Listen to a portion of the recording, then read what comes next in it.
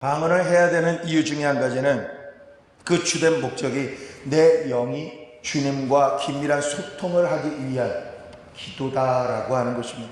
바울은 모든 사람들보다 방언을 더 할 수 있는 것을 하나님께 감사했다라고 표현합니다. 방언은 성령 안에서 하는 기도예요. 성령께서 행하시지 않고 동하해 주시지 않으면 우리가 기도할 수 없어요. 여러분, 방언 은사를, 방언 기도를 다 하신다라고 해도요, 한번 생각해 보세요. 여러분이 방언으로 기도하고 싶으면 기도한 것 같지요. 그런데요, 일반적으로는 방언 기도를 할 수 있음에도 불구하고 주님께서 나에게 방언 기도를 하도록 마음에 감동을 주셔서 입을 열어 기도하게 하시지 않으면, 여러분 전부 다 방언 기도 하시지만 일반적인 마음의 기도를 대부분 하게 되어 있습니다. 고린도전서 14장 14절 16절 보면, 내가 만일 방언으로 기도하면 나의 영이 기도하거니와 나의 마음은 열매 맺지 못하리라. 그러면 어떻게 할까? 내가 영으로 기도하고 또 마음으로 기도하며 내가 영으로 찬송하고 또 마음으로 찬송하리라. 그렇지 아니하면 내가 영으로 축복할 때에 알지 못하는 처지에 있는 자가 내가 무슨 말을 하는지 알지 못하고 내게 감사해 어찌 아멘 하리요. 우리가 마음으로 기도하고 마음으로 찬양하고 영으로 기도하고 영으로 찬양한다. 그런데 우리가 영으로 기도하는, 방언으로 기도하는데 그것을 알지 못하는 사람이 들으면 이게 유익이 없다라는 거예요. 방언 기도가 중요한 이유 중에 한 가지는, 방언 기도, 영으로 기도할 때는 우리의 영혼이 충전이 돼요. 강력해져. 많은 경우에 청년들이 언제 방언하는지 아세요? 면접 보기 전에, 시험 보기 전에, 뭔가 위기가 있기 전에, 병원에 갔을 때도 진단받기 전에 어떻게 기도해야 될 줄을 몰라요. 그런데 하나님께서 내 마음에 거룩한 부담감과 주님만이 나를 도와주실 수 있다라고 하는 그 마음을 주셔서 방언으로 기도하게 하신다라는 것입니다. 방언으로 기도하고 난 이후에 마음으로 기도하는 그 기도를 할 때는 그 기도가 굉장히 강력해져요. 마음으로, 내 생각으로 기도해서는 내 안에 있는 불안감이, 두려움이 사라지지를 않아요. 그리고 방언으로 기도를 하면 찬양이 아주 강력해집니다. 여러분, 찬양을 부르면서 콧노래로 전환을 하다가 콧노래가 몇 가지의 단어로 바뀌면 랄라라라라라라라라, 이 찬양을 하는데 이상하죠?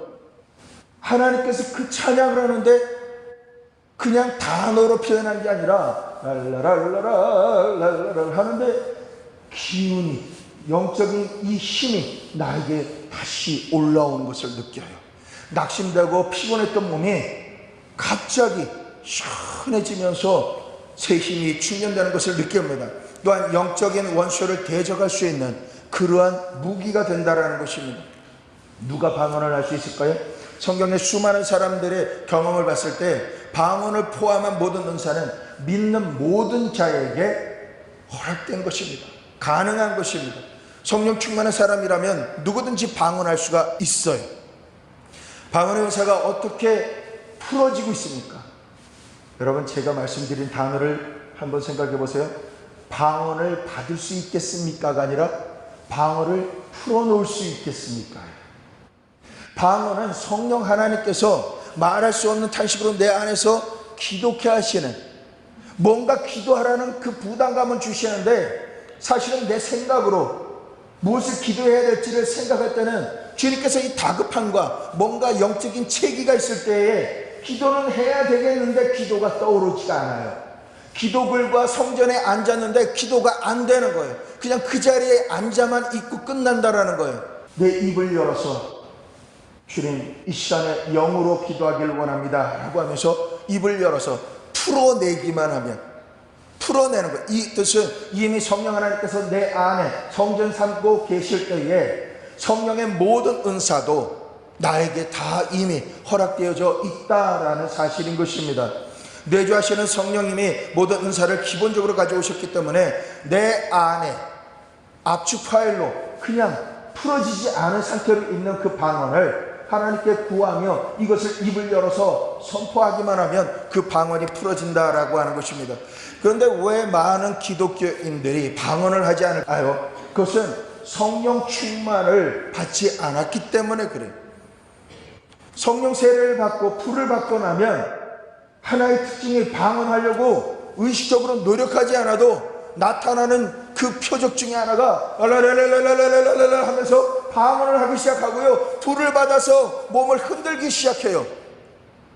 내가 이성적으로 고상하게 기도하는 게 아니라 어떻게 보면 품위가 없는 망가진 형태로 하나님 앞에서는 정말 전심으로 주님만 바라보고 나아가는 그런 기도를 드리게 된다라고 하는 것입니다.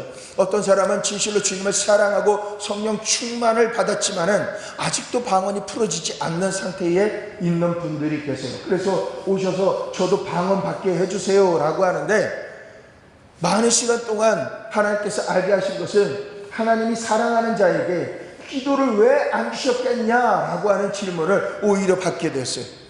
하나님이 이미 영적으로 기도하고 영으로 찬양할 수 있는 모든 것을 주셨다라고 하시는 것입니다. 방해되는 것이 있다면 이 방언은 정말 안 돼, 이거는 오순절 주의 사람들만 하는 거야 라고 하는 이런저런 내 지성적으로 알고 있었던 걸로 이것을 내가 결박한 거예요. 두려움 때문에 방언이 풀어져 놓아지는 것을 방해하는 것도 있다라는 것입니다. 여러분, 방언에 대해서 어떻게 할 수 있을까요? 하나님 굉장히, 특히 성령 하나님은 인격적인 분이셔서 방언에 대해서 부담감을 가진 분에게 억지로 하게 하시지 않으세요. 그런데 정말 삶 가운데 너무나도 다급하고 하나님이 도와주셔야 되는데 어떻게 기도해야 될 바를 모르겠고, 기도를 한다고 해도 하나님께서 나와 함께 하신다라는 확신도 믿음도 담대함도 생기지 않기 때문에 계속해서 하나님 앞에 보좌에 나가서 기도하고 예배를 드리지만은 이 안에 믿음이 일어나지 않는다라는 거예요. 그래서 방언을 풀어놓으려면은 먼저 내 마음 안에 주님의 모든 은사를 사모하는 마음이 있느냐 없느냐, 이것이 중요한 거예요. 그리고 주님 앞에 방언을 제가 기도하기를 원합니다, 풀어놓기를 원합니다 라고 인격적으로 정식으로 주님 앞에 고하셔야 돼요. 주님, 제가 방언 기도를 하기를 원합니다, 저에게 임하여 주시옵소서, 역사해 주십시오 라고 기도하는 것이에요. 방언은 언제부터 정확하게 시작되었습니까? 그것은 사도행전 2장 4절에 보면은 오순절에 성령 충만한 사람들이 성령의 말하심에 따라서 다른 언어로, 방언으로 표현하기 시작했다라고 하는 것입니다. 그런데 고린도전서 14장 2절에 보면 방언을 말하는 자는 사람에게 하지 아니하고 하나님께 하나니 이는 알아듣는 자가 없고 영으로 비밀을 말함이라 라고 고린도전서 14장 2절에 기록이 되어 있어요. 고린도전서 14장에 방언에 대한 기본적인 모든 내용들이 그 말씀 안에 다 들어가 있어요.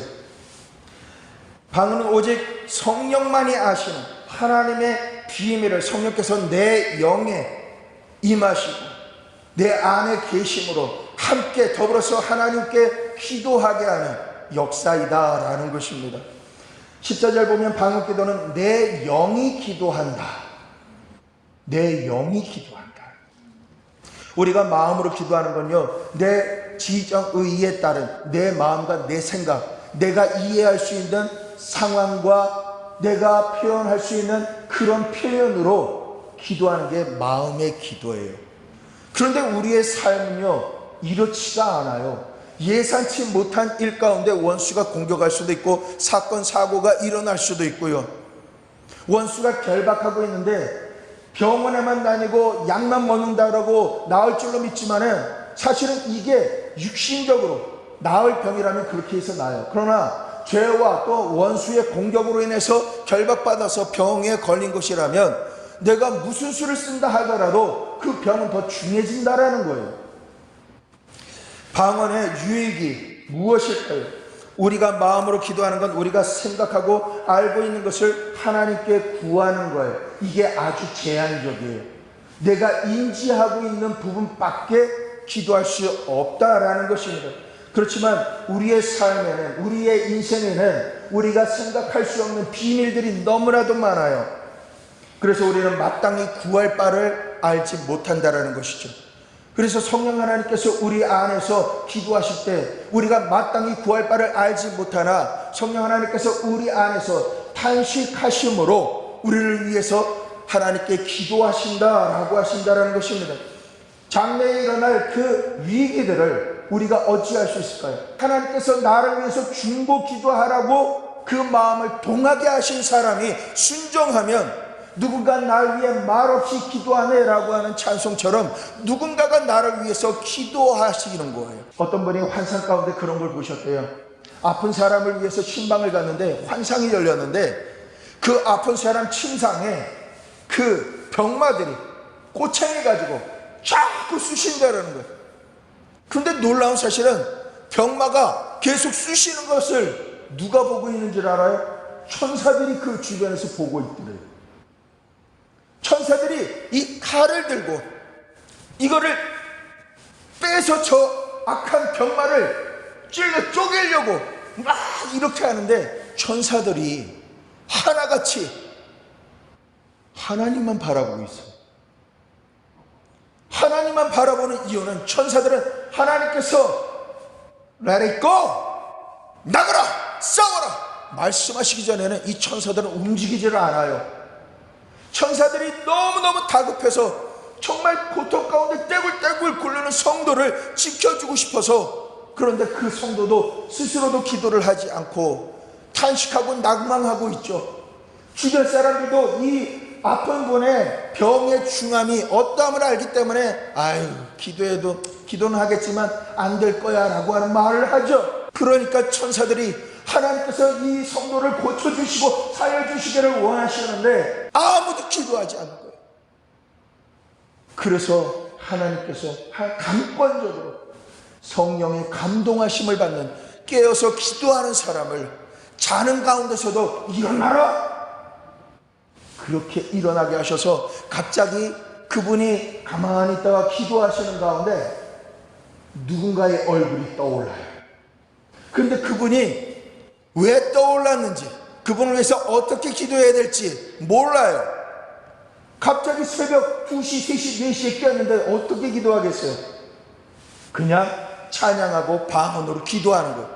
그러면 이 기도가 옆에 있던 천사가 쟁반의 기도의 향기를 담아서 하나님의 보좌 앞에 올라가면 그 즉시 주님께서 오케이 응답! 그러면 천사들이 그 순간 역사한다라는 거예요. 우리나라의 반대쪽에 있는 아프리카에서 새벽 2시에 소뚜껑을 잡고 중복이 되었던 권사님의 기도가 지구 반대편에 하나님의 사역자를 위기에서 생명을 구원해내는 천사의 역사가 일어나게 하는 그런 일이 일어났다라는 것입니다. 여러분, 고린도전서 2장 10절에 보면은 오직 하나님의 성령으로 이것을 우리에게 보이셨으니 성령은 모든 것 곧 하나님의 깊은 것까지도 통달하시니라. 11절에 보면 하나님의 일은 하나님의 영 외에는 아무도 알지 못한다. 여기에 우리가 성령으로 영으로 기도해야 될 이유가 있는 거예요. 내가 기도하는데 하나님이 지금 어떤 마음을 갖고 계신지 알아요? 알고 기도하는 분들은 굉장한 분들이세요. 하나님이 어떤 비밀을 갖고 계신지 나를 향해서, 나의 기도 제목을 향해서, 나의 교회와 나의 사업과 나의 가정을 위해서 어떤 비밀을 갖고 계신지 몰라요. 알려주는 이도 없어요. 이것은 하나님의 깊은 곳을 통찰하시는 성령님만이 내가 영으로 기도하며 교통할 때 나에게 계시해 주시고 알게 하신다라고 하는 것입니다. 성령은 그가 아시는 비밀을 우리의 영으로 기도하게 하세요. 그래서 방언을 받아서 기도하시는 분들의 특징 중에 한 가지가 무엇이냐면 기도하다 보면 뭔가 알아요. 그냥 내가 평상시 때 알고 지식적으로 알고 경험으로 알았던 것이 아니라 지금 어떤 상태인지 어떤 마음인지 그냥 알아요. 다 그냥 아는 거예요. 하나님께서 나에게 그냥 알게 해주시는 것. 성령의 은사, 성령께서 알게 하시는 이 은사는 성령 사역, 성령과 함께 역사하는 모든 은사에 다 통용이 된다라는 사실을 아셔야 하는 것입니다. 큰아이가 저희가 호주에서 사역하면서 배 타고 비행기 타고 막 돌아다니다 보니까 뱃속에 아이가 있는지 몰랐어요. 그래서 한국에 돌아와서 잠깐 있는 가운데 아기가 있는 것을 알게 됐어요. 그런데 그 이전에 입버릇처럼 다른 목사님들도 40일 금식하는데 나도 금식해야지. 그런데 금식하러 기도원에 들어갔어요. 들어가서 금식을 하는데 하루에 5번씩 예배드리고, 그러니까 금식이 너무 쉬웠어요. 아니, 금식하는데 하루 이틀이 가는 게 아니라 이게 일주일 단위로 넘어가는 거예요. 여러분, 딴 생각하면서 금식하면 시간이 길어져요.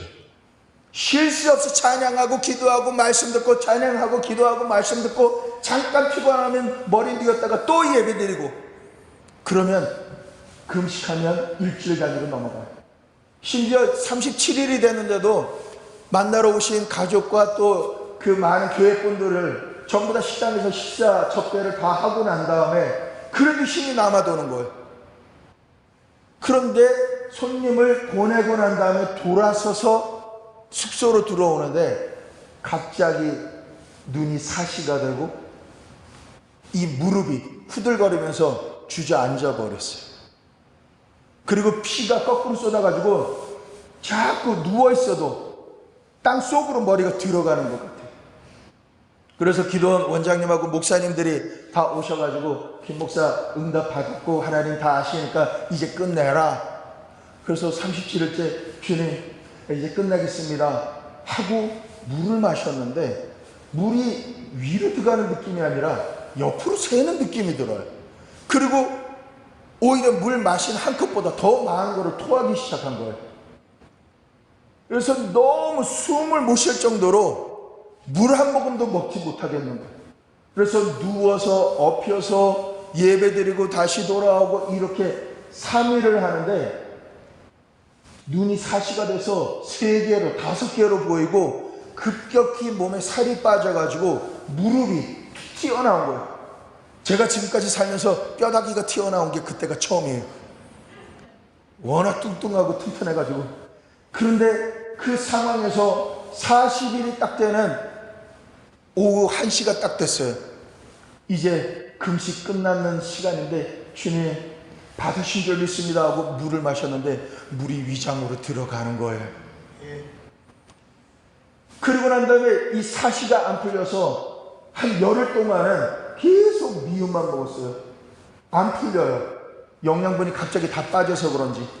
그 당시에 막 기도하고 하나님 이제 다 망가졌습니다. 쓸 수도 없고 볼 수도 없고 아무것도 할 수 없습니다.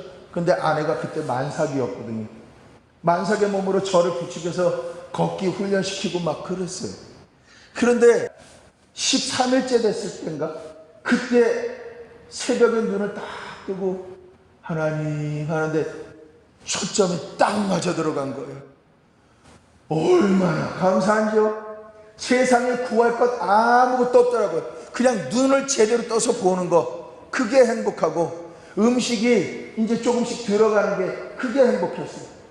그래서 몸이 완전히 탈진이 돼서 보식을 60일을 하게 됐었는데 그 이후로는 하나님께 감히 제가 며칠을 금식하겠다라는 말씀을 못 드리겠더라고요.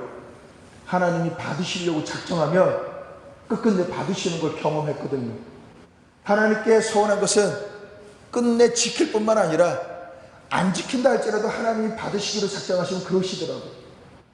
그때까지도 그냥 기도하고 목사니까 선교사니까 그렇게 영성을 위해서 기도해야지 해서 기도를 했는데 아이가 7개월 됐을 때 아내가 양수를 다 쏟아버렸어요. 사역을 나가고 있는데 갑자기 여보 하면서 전화가 와서 보니까 양수를 다 쏟아서 급격히 병원에 실려갔어요. 그런데 그 병원도 마땅히 찾을 데가 없는데 우연히 하남시에 있는 병원을 알게 돼서 산부인과에 갔어요. 웬걸요? 딱 들어가서 보자마자 서울의 유명한 교회의 권사님이시더라고요. 그 권사님과 또 그 병실에 딱 들어가서 수술하고 하시는 그 의사 선생님을 딱 보니까 그분은 신유사역까지 있는 권사님이세요. 그래서 이 두 분이 합작으로 저희 아이가 양수가 조금 남았더니 그거라도 보존하자고 이렇게 안수하고 기도하고 이러다가 8개월이 될 때까지 좀 기다리자고 버티자고, 그래서 아내가 딱 이 자세에서 남은 시간을 꼼짝도 않고 있었어요. 그러고 난 다음에 8개월째 딱 되는 순간에 새벽에 그 병원의 원장님이 전화를 하셨어요. 지금 갑시다. 그래서 바로 아산으로 쐈어요. 아산병원에 응급실로 가는 게 아니라 바로 수술실로 올라간 거예요. 알고 보니까 이 원장님 권사님이 아산병원의 자문위원이셨어요. 가서 선생님들 많이 있고 또 간호사님들도 많이 있고, 아니 애기 한 명 태어나는데 정말 많은 분들이 그 권사님이 특별히 부탁을 하셨다 그러더라고요. 계속 와서 보고 살피고 막 이러는 가운데 아이를 낳았는데 손바닥 2개 딱 합치니까 이 안에 싹 들어오더라고요. 이 아기를 인큐베이터에 들어가게 하고 날마다 초유를 이렇게 배달하고, 저희 아이만 힘든 줄 알았어요. 가서 보니까 그 인큐베이터에 있는 데서도 중환자실이 또 있더라고요. 거기에서는 더 심한 아이들, 심장병, 태어나자마자 심장병을 수술하고 계속해서 치료받고 있는 아이까지 있는 걸 보면서 와, 하나님 이렇게 고통스러운 사람들도 있군요 라고 하는 그 현장을 봤어요. 근데 이런 일들이 지나가면서 그때 아이에게 초유를 배달하는 가운데 하나님께서 딱 떠올려 주신 마음이 무엇이냐면, 너 왜 금식한 줄 아니? 내 아이 때문에 미리 금식하게 한 거야. 그때 알았어요. 내 아이가 그냥 건강하게 잘 태어나겠지 생각했을지라도 하나님께서 그 아이의 컨디션까지 다 아시고 그를 살리기 위해서 미리 기도케 하셨다. 여러분, 여러분의 삶 가운데 내가 이해하면서 하나님 제가 이 기도를 왜 해야 되죠? 라고 물으면서 기도하시지 마세요. 물론 그렇게 기도해야 될 이유도 있어요. 그런데 대부분 하나님께서 기도케 하시면 이유 불문, 하나님의 주권하에 하나님께서 기도케 하시는 사람을 기도하시고요, 그런 상황들에 대해서 선포하면서 기도하시기를 부탁드립니다. 아멘. 여러분, 방언이라고 하는 것은 신성한 방언, 거룩한 방언, 기도로서의 방언이 있어요. 방언 기도를 할 때 내 안에 거룩한 집이, 보호막이 지어진다라는 것입니다. 내 안에 무엇인가 무너진 것들을 자꾸 세우게 돼요. 그 증거 중에 하나가 내 안에 하나님께서 싫어하시는 그 죄에 대해서 자꾸 회개하게 돼요. 내가 의식적으로 회개하려고 하면 내가 한두 번 기도하고 나면 더 이상 안 하게 돼요. 그런데 이 죄를 지음으로 말미암아 내 영혼과 내 육신의 그 성벽을 무너뜨려서 회복시키지 못하게 만드는 그 강한 자를 내어 쫓기까지는 기도해야 되는 거예요. 할렐루야. 하나님께서 이와 같은 일들을 통해서 큰 일을 행하시는데, 방언 기도를 통해서 행하시는 그 방언의 내용을 하나님의 큰 일이라고 표현하는데, 이것을 헬라어로 메갈라이어스라고 하는 표현을, 메갈라이어스, 큰 일을 행하셨구나. 마리아가 엘리사벳을 찾아가서 아기가 태어날 것을 알리고, 또한 이렇게 할 때 그때 나오는 단어가 주께서 큰 일을 행하시리라. 마리아를 통해서 예수 그리스도께서 탄생하시는 그런 크고 놀라운 일들을 하나님께서 행하신다라고 할 때 쓰는 그 말이 메가나이어스, 큰 일.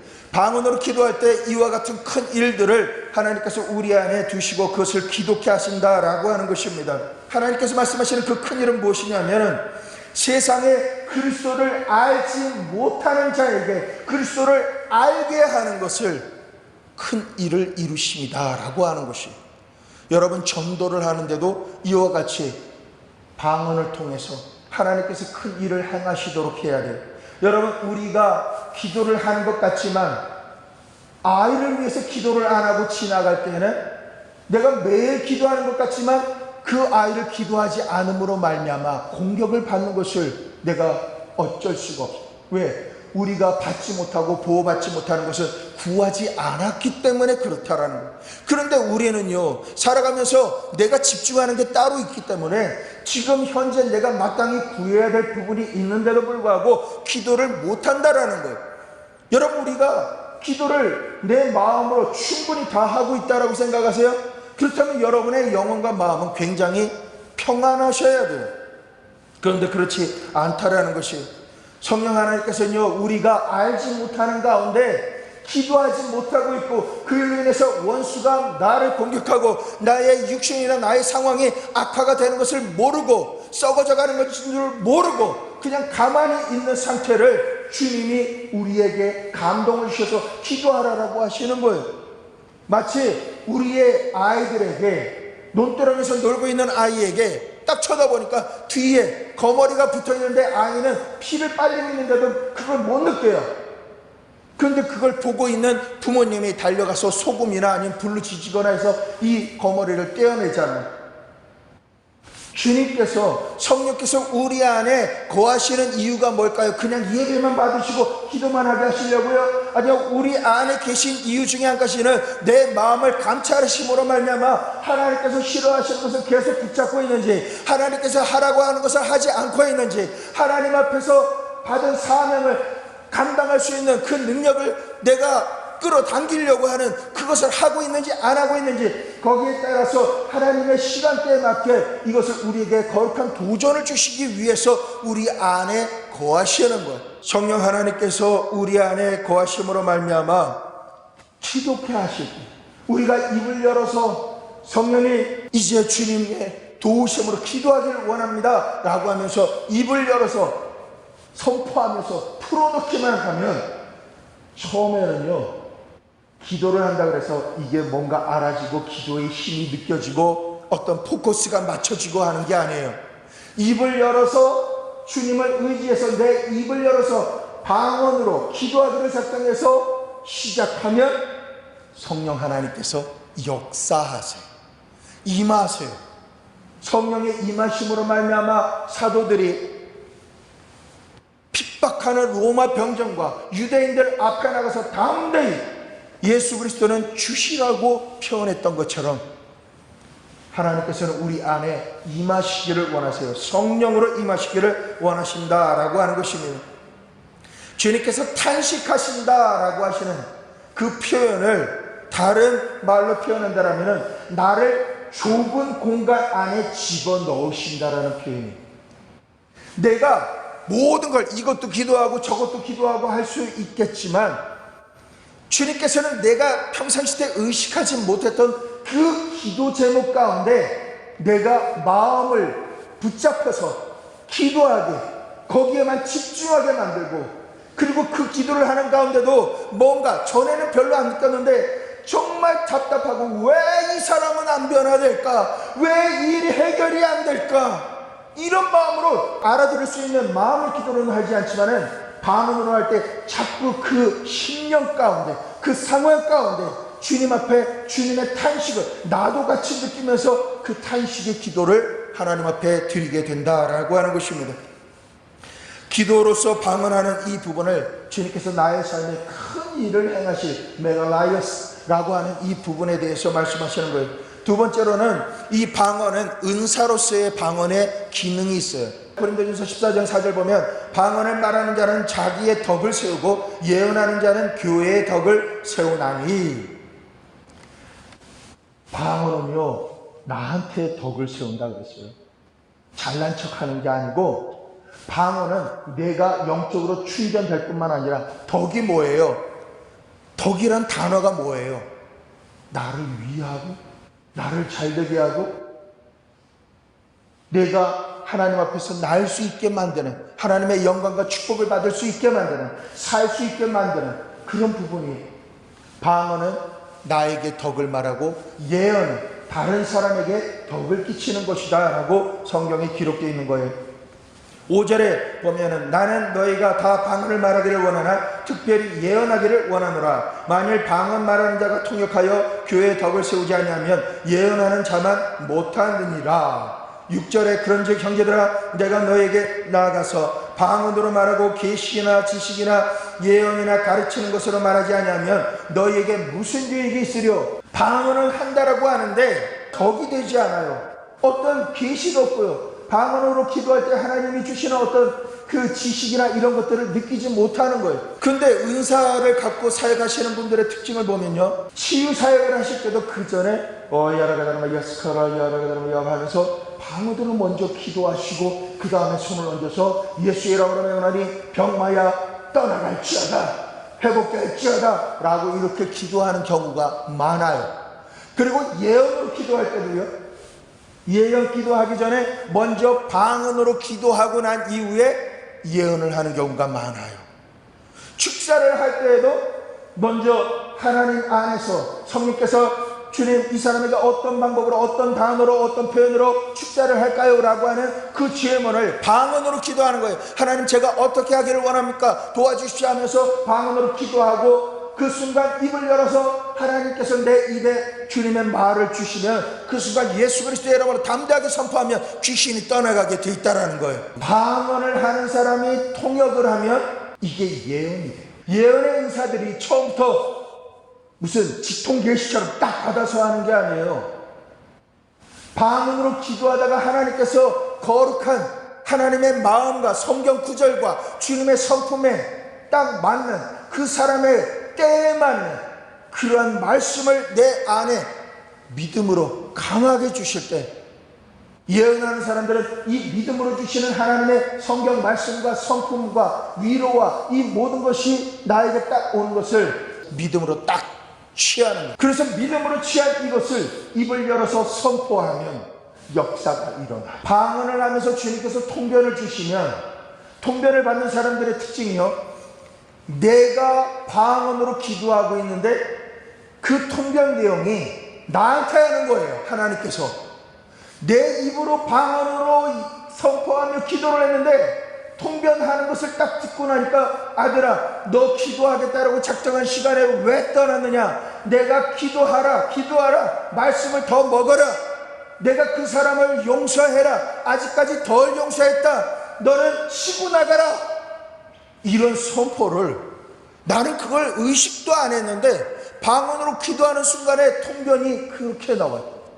내 입으로 방언하지만 내가 하나님께서 나에게 말씀하시는 메시지로 바뀌어지기도 하고요, 또한 내가 방언할 때 다른 누군가에게 대언하는 예언의 은사로 풀어질 수 있는 것이 이 방언의 기능이에요.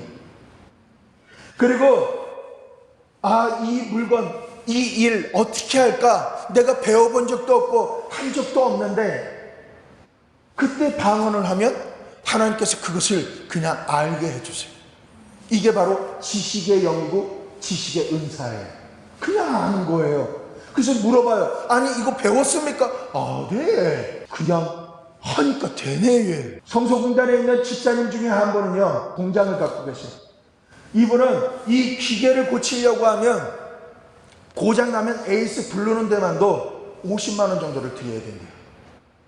너무나도 힘든 가운데 이 기계를 고치자니 참 갑갑하고 허구한 날 고장나는 게 있고, 그래서 어느 날 공장에 기계가 멈췄다라고 직원한테서 연락이 와서 집사님이 쏘사같이 가셔서 기계를 닦기 시작하면서 기도하는 거예요. 하나님 이 기계 어떻게 합니까? 에이스 부르려면 내일까지 일 못하고 또 돈도 들어갑니다. 하나님 이 기계 고장난 데를 알려주십시오 하면서 방언으로 계속 기도한 거예요. 생각으로 기도해봤자 설계도면도 몰라요. 그런데 계속 방언으로 기도하는 가운데 주님께서 휴즈, 기계의 전선을 연결하는 휴즈에 오일이 들어가서 이 휴즈가 나갔다라고 하는 마음을 그냥 알게 하신 거예요. 그래서 이 집사님이 가셔서 찾아보니까 진짜 이 휴지에 그 크랙이 가가지고 그 안으로 오일이 스며들어서 이게 합선이 돼버린 거예요. 50만 원 들어서 AS 봐야 될 것을 100원도 안 들었어요. 할렐루야.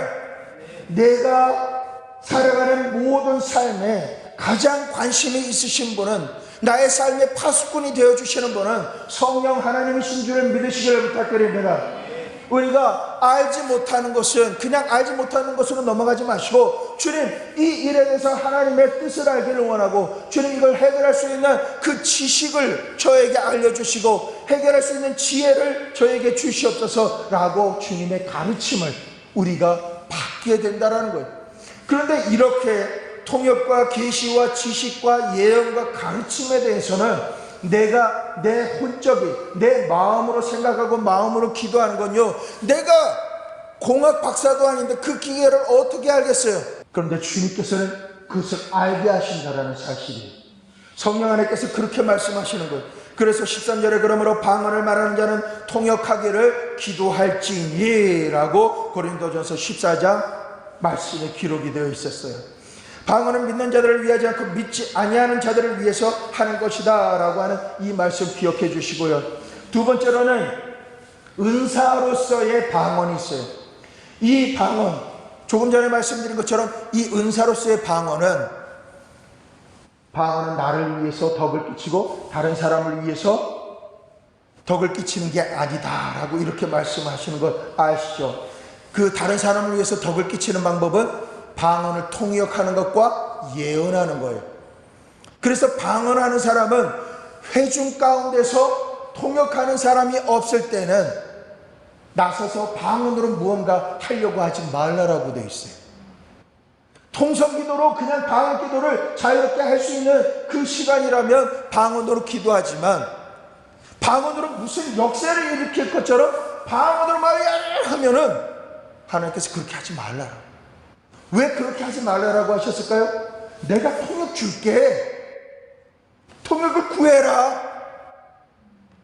내가 1만 마디의 방언으로 알지 못하는 말로 하는 것보다 10마디에 알아들을 수 있는 말로 하는 것이 더 덕이 된다. 그러니까 내가 준다는데 왜 안 받고 그냥 혼자 방언하고 그러냐? 다른 사람과 상관없는 내 기도할 땐 방언해도 돼요. 그런데 다른 사람들이 듣는 가운데서 내가 방언으로 할 때는 꼭 통역을 하라. 예언도 예언하는 사람에 의해서 제재를 받게 돼 있어요. 분별하게 돼 있어요. 여러분, 이 은사로서의 그 방언을 우리가 하게 되면 그건 놀라운 은사가 더 증가되는 것을 알게 됩니다. 내가 방언 통역을 하게 되면은 하나님께서 내게 보이시고자 하시는 그 뜻을 알게 돼요. 그리고 내가 어떤 길로 가야 될지, 무엇을 선택해야 될지에 확신이 들어오게 되어 있어요. 내가 기도하면요, 말로 기도하면 내가 선택한 이 기도와 선택이 주님이 원하시는지에 대한 확신을 내가 갖기가 힘들어요. 그냥 내가 다짐하는 거지, 믿음으로 나가는 거지, 주님이 나에게 확신을 주는 건 아니에요. 그런데 내가 방언으로 성령 안에서 기도하다가 주님께서 나에게 어떤 것을 선택하게 하셨는데 난 사실 갈등을 하고 있었지만 내가 방언으로 기도하는 가운데 이 길이 정면이 이 길로 행하라 라고 하시는 주님의 확신을 주시면, 주님, 제가 눈에 안 보이고 귀에 들리지 않고 손에 잡힌 바가 없지만 주님께서 말씀에 나에게 주시고 확신을 주신 이 말씀에 의지해서 믿음을 가지고 제가 그 일을 행하겠나이다. 여러분, 여러분의 자녀가 이렇게 여러분에게 나와서 여러분의 뜻을 쫓아서 행하겠다라고 하면, 아버지가 살아계시고 어머니가 살아계신데 내 아들이 내 말을 오해했다면 아니야 그거 말고 이렇게 말하시겠죠. 주님도 마찬가지로 그러세요. 내가 생각으로, 내 지식적으로 주님 제가 믿음으로 이걸 선택하겠습니다 라고 기도했다 할지라도 방언으로 기도하면서 주님 이 기도가 맞지? 라고 하면 주님께서 계속 기도케 하세요. 이상하게 바로 응답 안 주시고요, 계속 기도케 하세요. 주님 됐다, 맞다 이렇게 하시면 되는데 왜 자꾸 계속 기도가 되죠? 뭐가 걸리는 게 있나요? 주님께서 이게 돌파될 때까지 계속 기도하게 하시면 왜 나에게 선택한 대로 그것을 행하지 않고 조금 더 기다리라고 하시는지를 알게 돼. 내가 방언을 했을 때 주님께서 통변으로나 어떤 지식으로 알게 해주시지 않으면 내가 그 어떤 기도 제목을 가지고 계속 기도하는 가운데 일상생활에서 그 기도에 응답이 되는 사인들이 드러나게 돼요. 아, 주님께서 이걸 원치 않으시는구나. 아, 이거를 원하시는구나. 이런 확신이 기도하고 난 이후에 모든 삶을 통해서 성령 하나님께서 계시해 주시고 확신을 주신다라고 하시는 것입니다.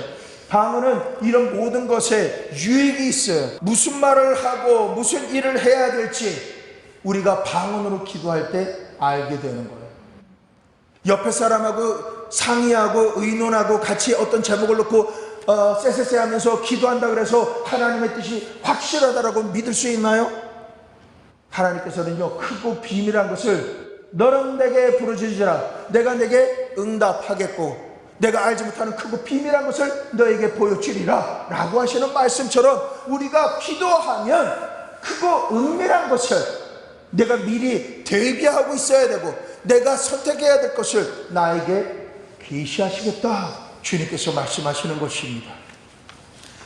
그리고 방언은요, 상고의 방언이 있어요. 이게 돌파의 방언이에요. 해산하는 방언이에요.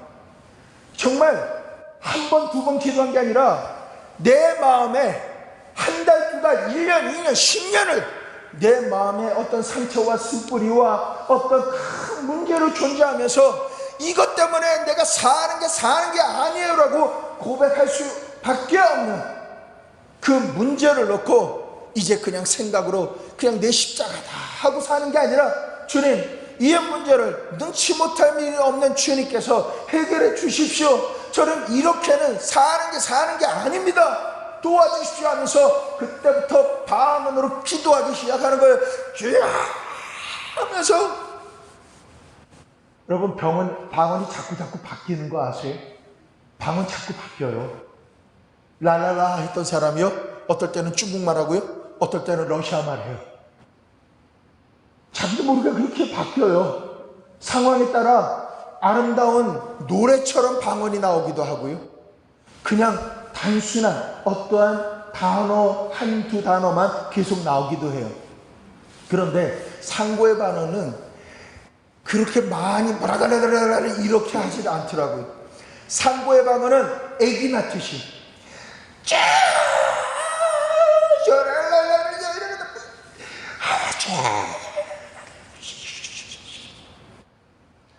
이렇게 막 기도하는, 애절하게 주여 도와주세요. 여러분, 지금 병원에서 대수술하고 있는 자녀가 있다라면 그 자녀를 위해서 어떻게 기도하겠어요? 아버지 살려주세요, 살려주세요. 언제까지 하냐고요? 뻥 하고 터질 때까지. 여러분, 중보기도, 영적 전쟁하는 기도가 대부분이 또한 상고의 기도가 많아요. 두세 사람이 모여서 어떤 문제를 해결하고자 해서 기도할 때의 특징이요, 모여서 막 기도하다 보면 어떨 때는 앞에 탁자 위에 기도 제목을 올려놓고 막 기도하다가 사람들이 막 뿔을 받아서 기도하다 보면 언제 기도가 끝나냐면 이 탁자가 바삭하고 부서져요. 그리고 어떨 때는 막 방언으로 기도하다가 왜 높은 데 올라갔다가 심 딱 삼키면 귀가 뻥 뚫리는 것처럼 내 마음에 뭔가 뻥 뚫려요. 때로는 내가 막 기도하다가 성령께서 이제 그만해도 될 마음을 주세요. 내가 막 기도하는데 기도가 싹 사라져버려요. 기도할 내용이나 기도할 의지가 없어져 버려요. 그게 뭐냐면 주님이 받으신 거예요. 해산한 거예요. 할렐루야. 애를 낳는 것과 같다라고 하는 그러한 뜻이 방언이라는 것이다라는 것입니다. 로마서 6장 13절에 또한 너희 지체를 불의의 무기로 죄에게 내어주지 말고 오직 너희 자신을 죽은 자 가운데서 다시 살아난 자 같이 하나님께 드리며 너희 지체를 의의 무기로 하나님께 드려라. 다시 말하면 의의 무기, 돌파케 하는 무기, 기도 응답하는 무기, 그리고 어떤 위급한 상황을 해결하는 그 무기, 어떤 공격으로부터 주님이 지켜주시게 되는, 이제 됐다라고 하는 그런 의의 무기로 우리가 쓰임받아야 된다라고 하는 것입니다. 여러분 앞에 큰 산과 같은 문제가 있다면 이것을 어떻게 해야 될까요? 그냥 넘어가세요. 아니면 넘어갈 수 없으면 돌아가시고, 돌아갈 수 없으면 그 부시고 가는 거예요. 여러분이 기도할 때 어떤 문제를 우리가 대부분 이 문제는 못 넘어가니까, 이 사람은, 이 아이는 안 변하니까 그냥 넘어가자. 근데 그거는 이걸 넘어가는 게 아니라 피하는 거예요. 주님께서는 피하지 말고 이것을 주님께 올려드려서 능치 못함이 없는 주의 역사로 이것을 해결되게 하여야 한다라고 하는 것이, 큰 산아 내가 무엇이냐 스룹바벨 앞에서 평지가 될지어다 라고 선포하면서 나아가야 된다라고 하는 것입니다. 우리가 사용하는 최고의 무기가 무엇이냐? 그건 바로 기도예요. 기도가 우리가 쓸 수 있는 최고의 무기예요. 무엇보다도 하나님의 말씀, 성령의 검, 말씀을 부여잡고 방언으로 선포하면서 기도할 때 강력한 역사함이 나타나게 되어 있다. 이렇게 무너지지 않으려고 하는 마귀의 진리, 그것이 무너지게 만드는 것, 이것이 기도로 말미암아 해결되어진다라고 하는 것입니다. 이 경관진이라고 하는 것이 뭐냐면, 마귀가 나의 삶과 나의 가족과 내가 행하는 일에 그것을 어그러지게 만들고 기쁨과 소망이 없어지게 만드는 그러한 일들이에요. 그것을 파쇄시키는 거예요. 여러분, 안식한다라고 하는 표현 아시죠? 안식. 이거를 케나파시스라고 하는데, 그 의미 중에 한 가지가 경관진을 무너뜨린다라고 하는 의미가 있어요. 경관진을 무너뜨리는 게 안식이에요. 문제가 있는데 어떻게 안식하겠습니까? 문제가 있어도 내가 안식할 수 있는 방법은 지금 아직 해결이 안 됐다 하더라도 하나님께 맡기고 하나님께서 이 기도를 받으셨다라는 확신을 갖게 되면 나는 안식할 수가 있어요. 그런데 기도할 문제가 있는데도 불구하고 내가 안식한다, 쉰다, 잔다, 아니 누워서 잠자면은 원수가 가만히 있나요? 교육시키잖아요. 마귀가 교육시키는 단계가 있어요. 눈으로 보게 하고 귀로 듣게 해서 그걸 마음으로 상처를 받게 해요. 그런데 이게 믿음으로 내 용서하지 라고 하는데 용서가 안 돼요. 그래서 자야 되겠다 하고 방에 들어가서 자려고 하면 마귀가 귀신이 시켜, 이불을 깔아라, 들어갈 때 물 한 잔 가지고 들어가라, 그 다음에 머리를 지금 묶어라, 누울 때 똑바로 눕지 말고 새우처럼 누워서 이마에 팔을 대고 자 방언을 시작해라. 분노하라고. 왜 분노할 수 있는지 알아요? 자꾸 속상한 게 떠오르는 불을 지펴요. 그러면 이렇게 돼요. 어휴, 저 잣것이 이렇게 바뀌어요. 그러면 잠을 자야 되는데 잠을 못 자게 돼 있어요. 근데 하나님께서는요, 내 마음속에 계속해서 이렇게 낙심하고 좌절하고 포기하게 만드는 내 마음 가운데, 아들아 딸아 내가 도와줄게, 내가 지켜줄게, 내가 온전하게 회복시켜줄게, 온전한 축복받은 자가 되게 해줄게. 그러니 지금 누워있을 때가 아니라 지금 기도할 때다. 기도할 때다. 할렐루야. 기도할 때 뭘 기도해야 될지 모르겠어요. 막막해요. 그러니까 입을 열어서 방언으로 기도해라. 저 방언할 줄 몰라요. 너 속상해서 끙끙하는 그 끙끙 소리는 내는데 왜 내가 하라고 하는 방언은 안 하냐? 입을 열어서 할렐루야 할렐루야 이거라도 해라. 알겠습니다. 할렐루야 할렐루야 할렐루야 할렐루야. 할렐루야가 랄랄라로 바뀌는 거예요. 빨리 하게 되면. 그러다가 갑자기 내 마음을 뒤집어 놓는 속상한 마음이 훅 들어오면 주님께서 이걸 해결하라고 하세요. 그러면 방언이 바뀌어요. 하면서 방언이 확 바뀌는 걸 느껴요. 그런데 이렇게 성령께서 방언으로 그렇게 기도하게 하실 때 이것이 딱 멈추게 되면 찜질방에서 나와서 시원한 얼음 식혀 마신 것처럼 시원해져요. 끙끙 앓지도 않아요. 그렇게 해결돼서 경관진이 무너진 상태에서 자려고 하잖아요. 머리를 베개에 딱 대는 순간에 코를 골게 돼 있어요. 하나님께서 사랑하는 자에게 잠을 주신다라고 하는 것입니다. 마음의 안식이 없을 때 경관진이 있기 때문이니 그때는 그냥 넘어가지 말고 기도하라. 기도할 수 있는데 왜 염려하고 왜 걱정하냐라고 그렇게 찬양을 지은 사람이 있지 않습니까? 그리고 이 방언은요, 또 다른 목적이 있어요. 방언은 영혼 구원을 위해서 쓰임받게 돼 있어요. 여러분, 여러분의 문제가 무엇인지 어떤 기도를 해야 될지 모를 때에 성령의 불을 확 받는 최고의 우선순위가 뭐냐면 전도 대상자를 향해서 기도하는 거예요. 가족을 위해서 기도하는 거예요. 형제를 위해서, 나를 핍박하는 자를 위해서 기도하는 거예요. 방언으로. 왜 방언으로 하는지 아세요? 말로 하면 밑가스러워 죽겠어요. 축복이 안 나와요. 말로 하면 저 인간이 이렇게 돼버려요.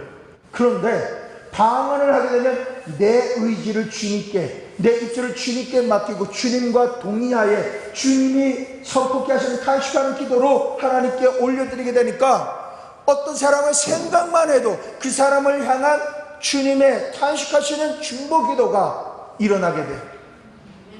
심지어는 방언으로 기도할 때 주님이 주시는 지식은 뭐냐면, 하나님, 저 인간 너무나도 강팍합니다. 아버지 하나님, 저 인간의 그 강팍한 마음을 그냥 박살을 내주시옵소서. 하면서 박살. 아버지 하나님, 산산조각이 나게 해주셔서 부드럽고 로맨틱한 사람으로 바꿔주시옵소서. 아버지 하나님, 저의 마음과 아이들의 마음을, 또한 형제들의 마음을 아는 주님 사랑이 넘치는 사람으로 바꿔주시옵소서. 이 기도는요, 방언으로 풀어진 다음에 할 수 있는 기도예요. 실제적으로 기도할 때는요, 조금 더 너 것만큼도 기도하고 싶지 않아요. 왜? 말로 하면요, 어떤 기도가 나오는지 아세요? 주님, 저 인간 데려가 주십시오. 정말이에요. 우리는 그래. 그런데 성령님은 그렇지 않으세요. 나는 할 수 없지만 주님께서는 원수가 변해서 벗으로, 사랑한 이로 바꾸는 것이 하나님의 역사예요. 어둠의 세계에서 빛의 세계로 옮기는 것이 하나님의 뜻인 거예요. 그래서 절대로 복음을 받아들이지 않을 사람을 대상으로 방언으로 구원을 위해서 기도하세요. 하나님이 얼마나 기뻐하시겠어요. 특히 나하고 상관없는 사람, 그 기도가 정말 잘 들려요. 아시겠어요? 나하고 관계가 있는 사람은 내 마음으로 많이 제한해버려요. 근데 나하고 상관없는 전도 대상자를 향해서 기도할 때는요, 강력하게 나간다. 기도가 전도다라고 하는 그러한 표현을 할 수가 있는 것입니다. 고린도전서 14장 22절에 그러므로 방언은 믿는 자들을 위하지 아니하고 믿지 아니하는 자들을 위하는 표적이나 라고 하는 표현이 있는데, 이 부분만 딱 쓰면 여러분, 방언으로 믿지 않는 사람을 향해서 표적으로 쓸 수 있는 거예요. 구원의 역사를 위해서 쓸 수 있는 거예요. 사도행전 2장의 그 말씀, 방언을 받고 난 다음에 주님의 제자들이 각 지방의 방언을 말함으로 말미암아 그 사람들이 놀라잖아요. 아니, 저 사람들이 유대인인데 어떻게 우리 지방의 방언을 말할까 하면서 그들이 예수 그리스도를 알게 되는 표적으로 나타난다라고 하는 것입니다. 방언은 믿지 않는 자들을 향한 심판과도 같다라고 표현할 수 있어요. 여러분, 어쨌든 방언을 하는 순간부터는 주님께서 주시는 명령 중에 하나가 통역을 구해라. 제가 전전번에 말씀드린 것처럼 하나님의 음성, 하나님의 계시, 이런 부분은, 통변, 이런 부분은 내가 기도하는 가운데 그냥 여기 글씨가 그냥 있는 거를 그냥 아는 거예요. 사람들이 저에게 많이 물어봐요. 아니, 처음 본 사람을 왜 수도 없이 지나가는데 전부 다 그거를 다 기도해 줄 수 있냐고. 제가 뭐라 그랬대요? 저는 몰라요. 그 사람 앞에만 쓰면 그 사람을 향한 메모지가 앞에 있어서 그냥 읽어드리는 것 뿐이에요. 그런데 그게 맞아요. 제가 의심을 하지가 않아요. 그리고 제가 기도하고 난 이후에는 분별하세요 라고 합니다.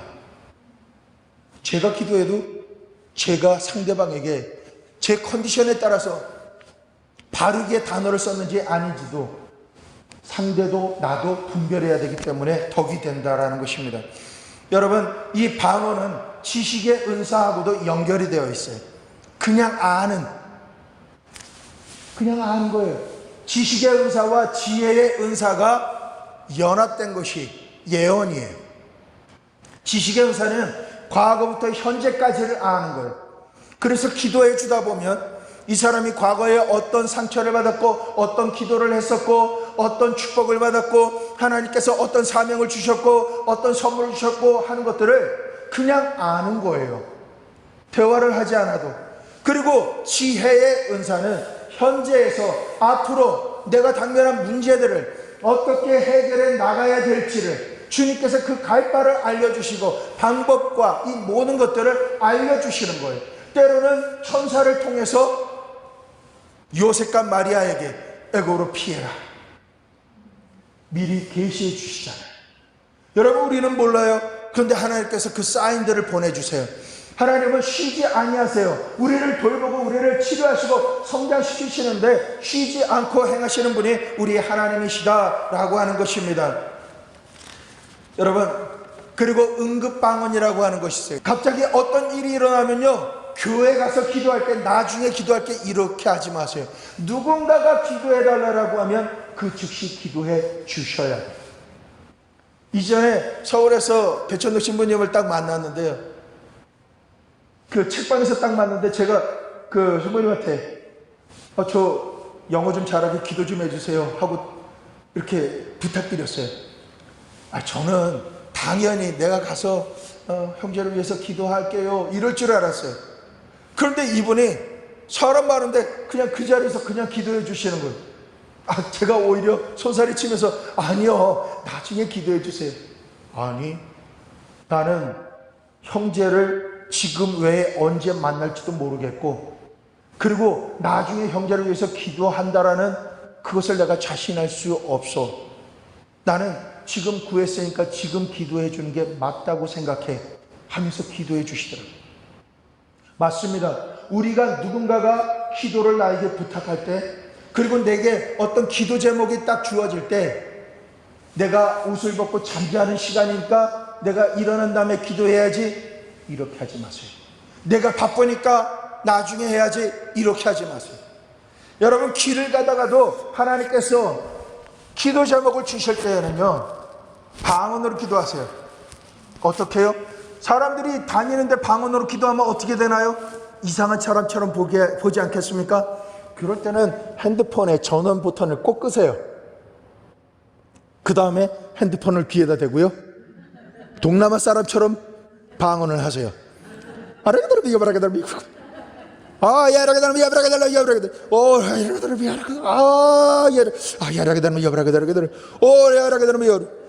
그러면 주변 사람들이요, 외국어 굉장히 잘하는 줄 알고 존경스러워해요. 여러분, 시간과 그 장소를 제한받지 말고, 이것은 약간 우스갯소리로 말씀드렸지만 하나님께서 기도해야 된다라는 거룩한 부담감을 주시면요, 아니 내가 아침에도 그분한테 전화해서 건강하시고 내가 알았는데 왜 그분이 자꾸 생각날까? 라고 할 때는요, 지체하지 마시고 그 자리에 그냥 앉아버리세요.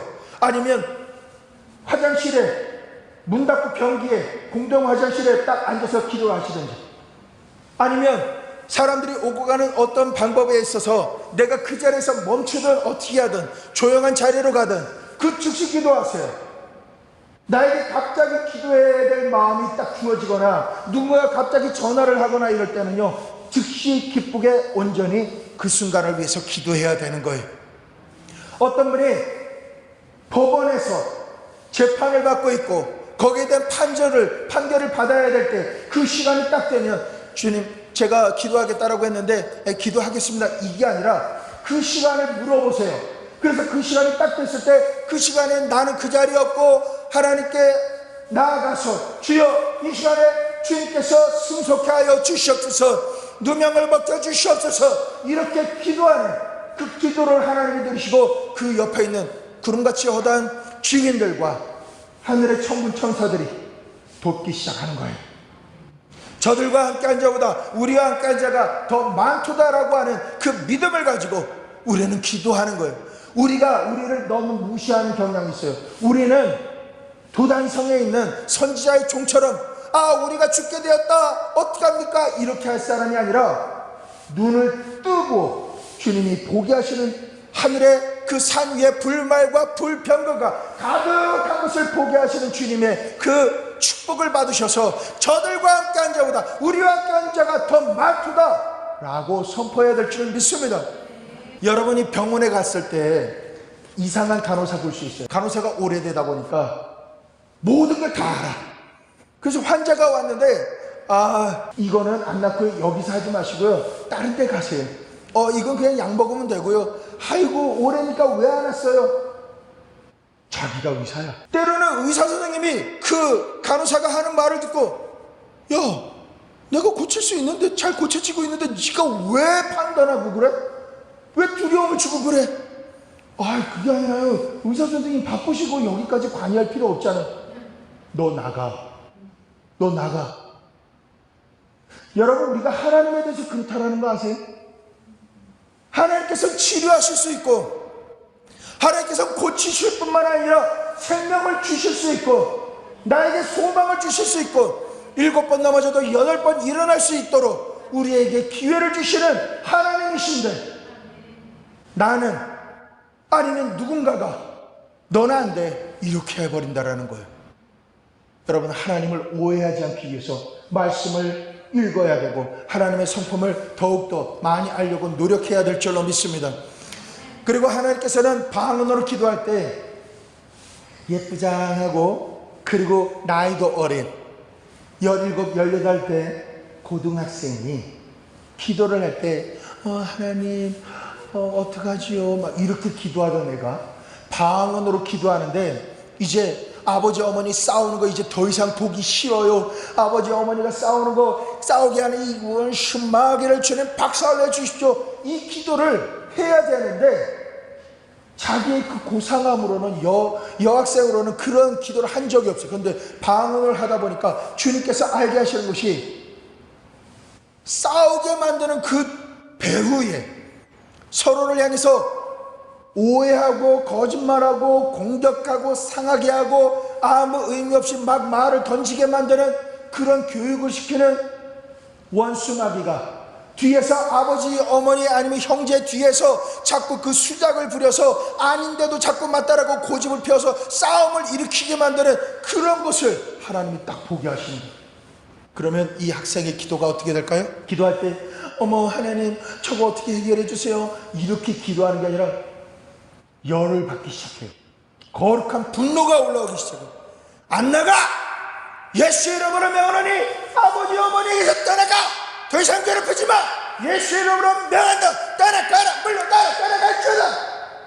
이렇게 기도하는 거에서 훌쩍 넘어가 버리면 왕처럼 방언으로 기도하게 돼요. 어이야라가들마 사리들마 올라이야라가들마 스카이야라가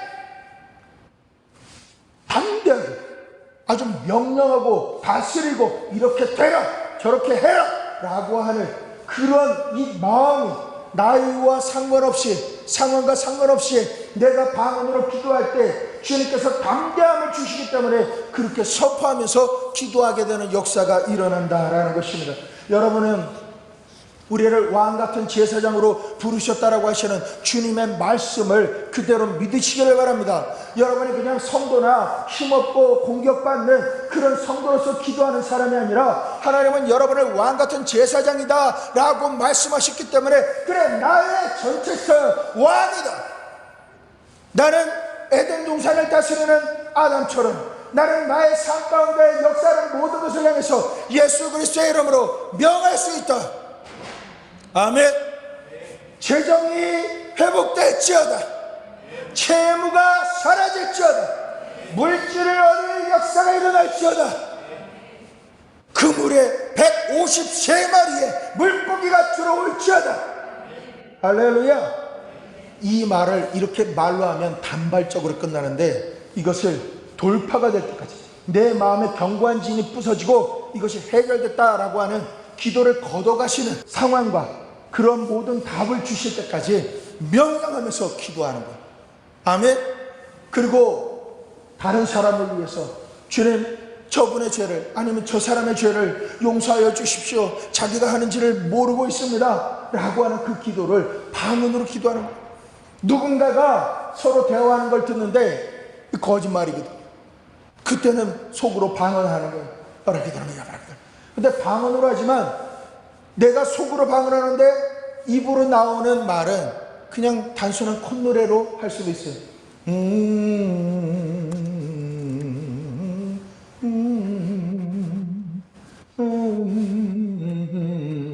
그런데 콧노래로 찬양을 하는데 이 속에서는 악한 영아, 거짓의 영아, 저 사람에서 떠나가라.